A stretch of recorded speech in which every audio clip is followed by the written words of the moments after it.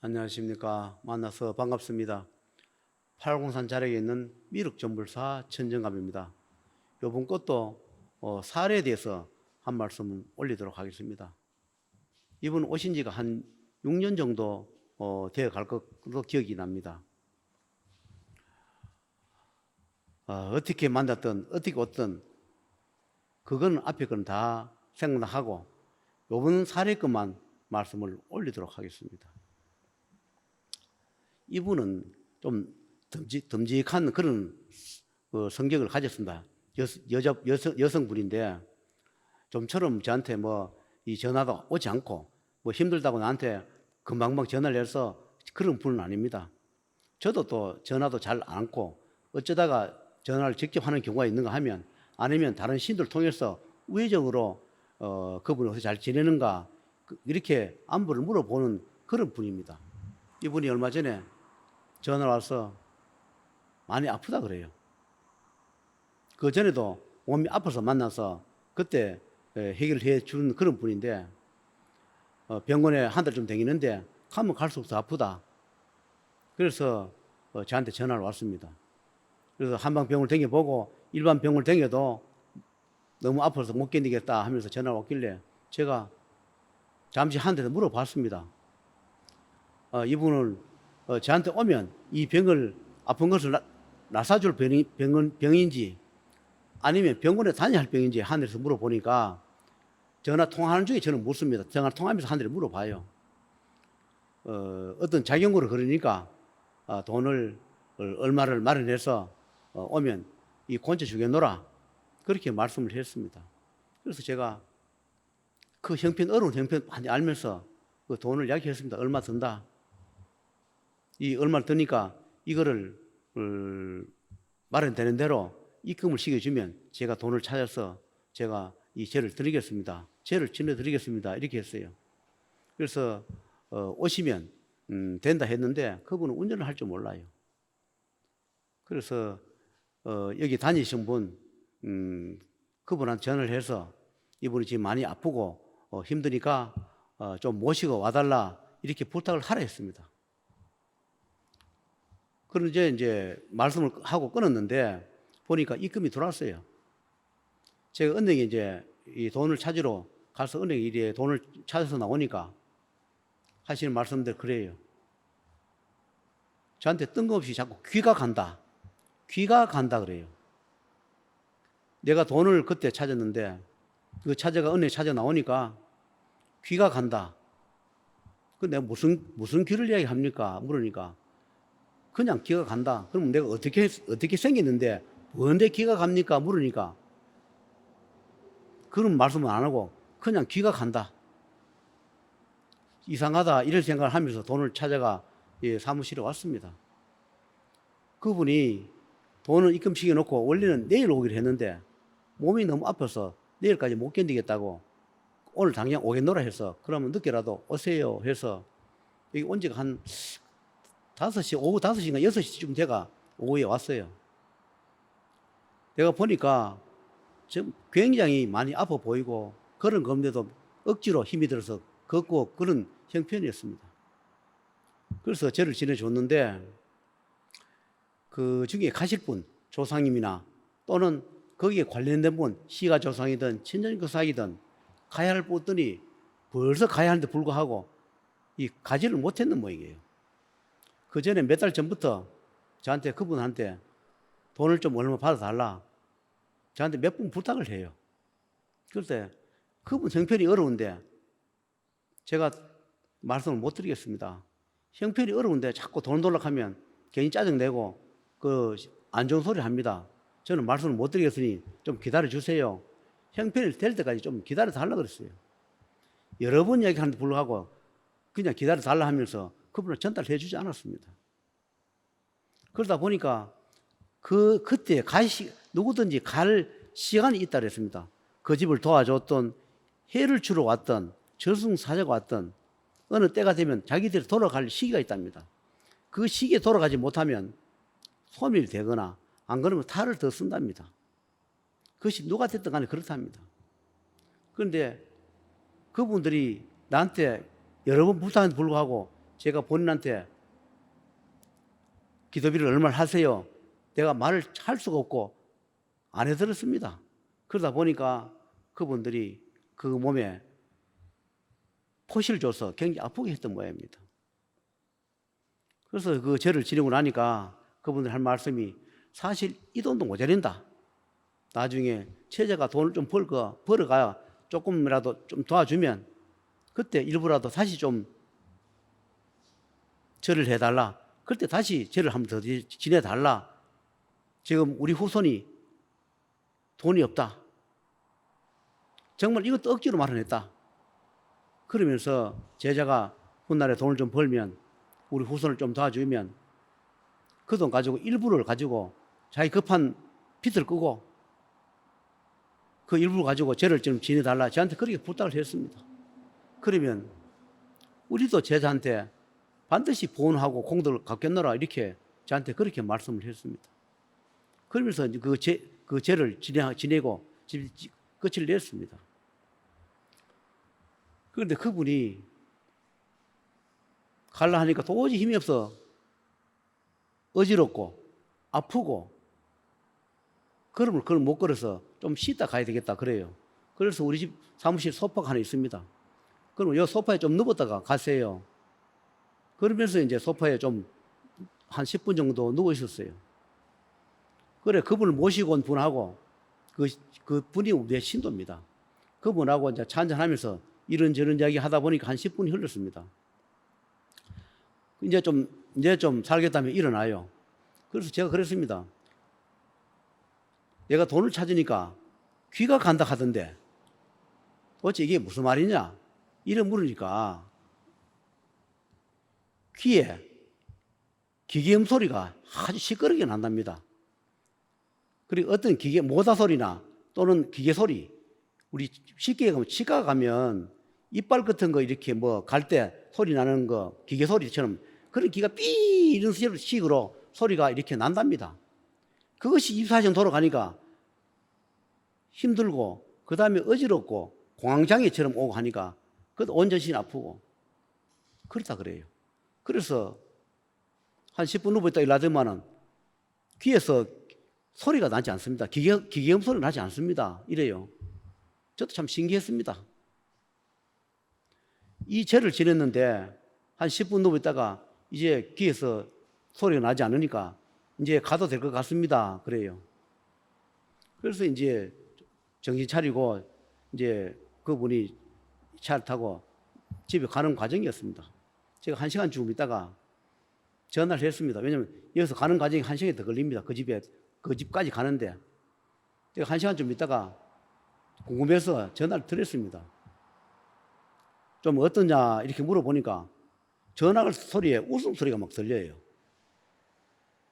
그래서 왜 그러냐 물으니까 신기하다면서 그렇게 몸 아프던 것이 몸이 하나도 안 아프고 귀 이명소리도 안 나고 이제 살 것 같다. 전혀 몸이 그렇게 아프던 몸이 지금 전혀 아프지 않다 그래요. 그래서 자기들이 가면서 그런 이야기를 했답니다. 이것을 누구한테 이야기하겠는가? 이것을 이야기하면 누가 믿겠는가? 이런 이야기 한들 아무도 안 믿을 것이다 하면서 그런 이야기하고 가는 중이다 이렇게 이야기해요. 올 때는 그럼도 겨우 걸었는데 귀에 기경 소리 들리고 아파서 온몸이 통기고 아파 죽을 지경이고 머리는 어지럽고 걸음을 못 걷겠는데 그 상태에서 왔다가 차를 타고 가는 과정에 몸이 하나도 안 아프고 웃음이 나오고 그러니까 자기들도 가면서 참 신기하다. 누구한테 말한 대로 믿겠느냐 이런 이야기 하면서 가고 있는 중이랍니다. 그래서 저는 참 신기하다. 하늘이 저승에서는 뭐하는 것이 없다. 그런 생각이 들었습니다. 그리고 또 이런 생각 들었습니다. 만약에 제가 일찍 그 전에 몸이 아프지 않을 때 돈을 좀 주세요. 이걸 조합 처리해야 되겠습니다. 했을 때 과연 그분이 기분 좋게 예 알겠습니다 하고 어렵더라도 기분 좋게 줄 수 있었는지 아니면 그때 또 형편한테 못 줬는지는 모르겠지만 만약에 몸이 아프지 않을 때, 그걸 돈을 받아가 아프지 않을 때 그것을 처리해줘가 아무 포시 없을 때 그냥 갔더라면 정말로 진정으로 고맙게 생각했을까? 그런 생각이 들었습니다. 저분은 우리 형편 어려운데 자꾸 돈을 달라 한다. 그런 생각을 했을까? 아니면 안 좋은 거 미리 막아준다고 어려도 불구하고 이 돈을 달라 하니까 내가 어렵더라도 기분 좋게 해줘야지 그런 마음을 줬을까? 그런 생각을 해봤습니다. 우리가 정말로 몸이 아파서 견딜 수 없고 병원에 가서 안 나는 이때에 그 돈을 받아가지고 해주니까 그래서 고맙게 생각하는 것일까? 저도 여러 가지 생각을 했습니다. 제일 좋은 것은 아무런 포식 없을 때 그때 미리 막아주고 고통과 아픈 것을 사고를 막아주는 것이 제일 좋은 겁니다.